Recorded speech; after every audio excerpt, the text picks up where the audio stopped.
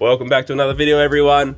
We're back in the shed and we got the gearbox out.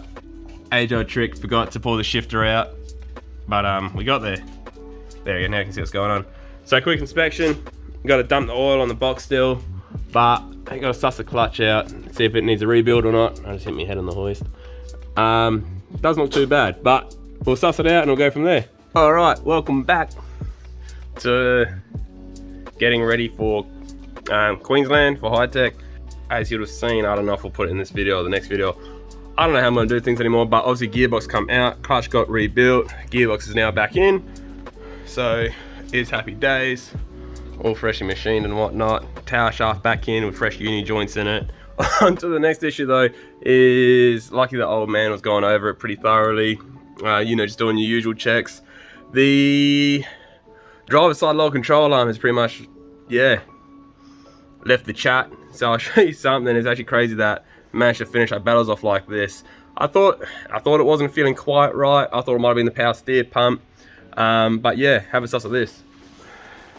So as you can see, I don't know how much light's gonna help. It is pretty much ripped itself off the whole way there. Started to tear that weld. It has actually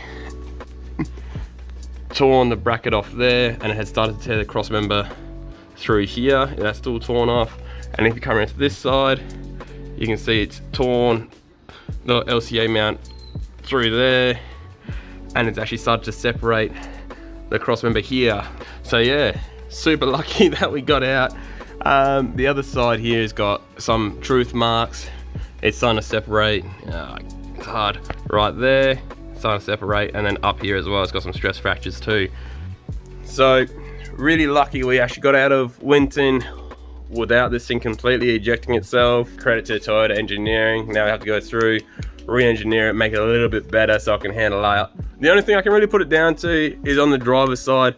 Collectively, what that has, which is the main difference compared to the passenger side, is the fact that so far all the tracks we've been doing have been a big flick right initiation. And with the way we got the Cressida set up at the moment, is it actually lifts the driver's side wheel off the ground, probably, I don't know, maybe half a foot to a foot. We'll put in a video somewhere that we've got of it actually lifting the wheel. He bends the pressure, that bloke. Pros always bends the pressure, so get onto him. I'm sure he's at home watching. G'day to Pros, hope you and the family are well, mate. Z Performance Pro-Am top 8 now. You see Bo Gagliardi's going to lead out Mitch Budd in this one, and Gagliardi just turning on the RPM here as he slides the car, and Mitch Budd loses a little bit of drift in that final. We'll have to wait and find Gagliardi gets the transition in, but look at the speed he's carrying there, looking a lot more comfortable. The car's settled down. Watch for the transition there though. Murphy closes the gap up there, use a little bit of the ripple strip to make that happen. Gets that proximity on the final corner, and the big RPM from Bo Gagliardi as the LS winds up in the back. Anyway, what I think it's doing is actually acting like a slide hammer. And every time the wheel comes up and it comes back down when it's on that angle, is essentially what it's doing is when it grabs that traction, it rips the wheel back, and it's actually pulling the control arm brackets away from the cross member, which is why it's done it more to the driver's side than it has the passenger side. You know, obviously you've got your usual strain of what happens with the big lock kits. You know, the S chassis and whatnot are pretty common for it, where they tear the cross member when you start putting big kits like FDF or Wisefab. But I think this is something a bit different. That's my theory. I could be wrong.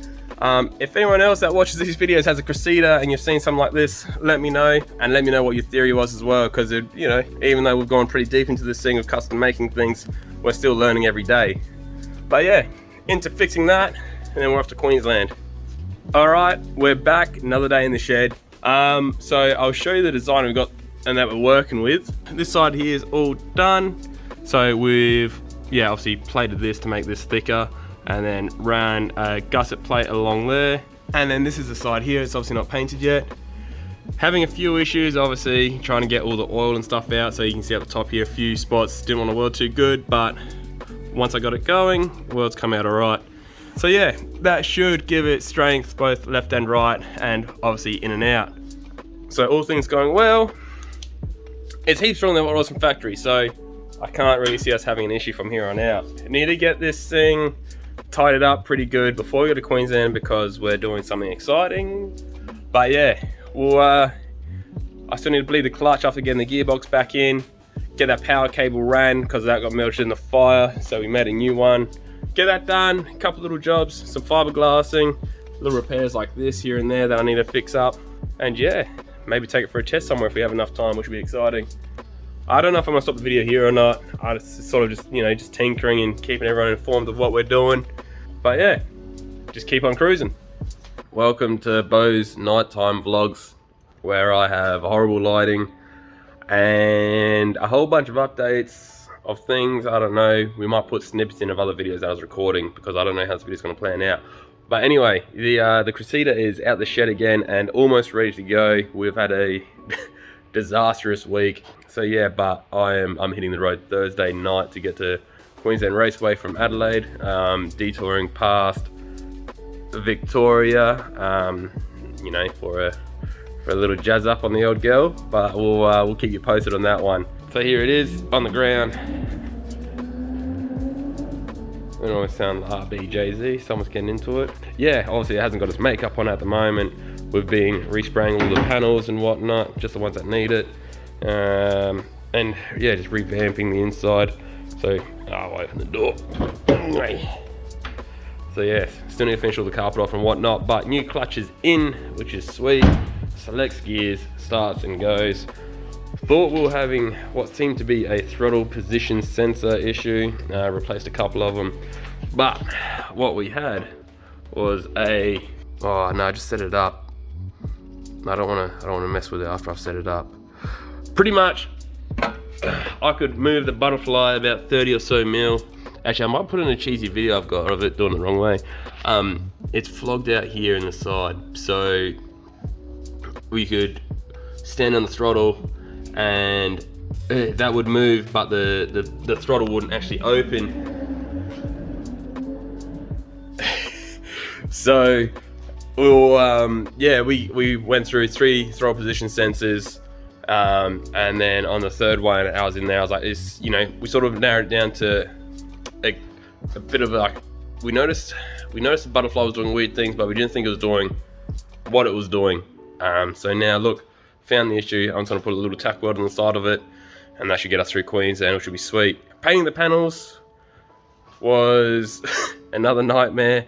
I don't know, something about this Queensland trip has a bit of a juju on it. We went through 2 compressors. They both shit themselves mid paint. So we had to sand back the rear bar, the quarter panels, the front guards, and then start again after both of the compressors died.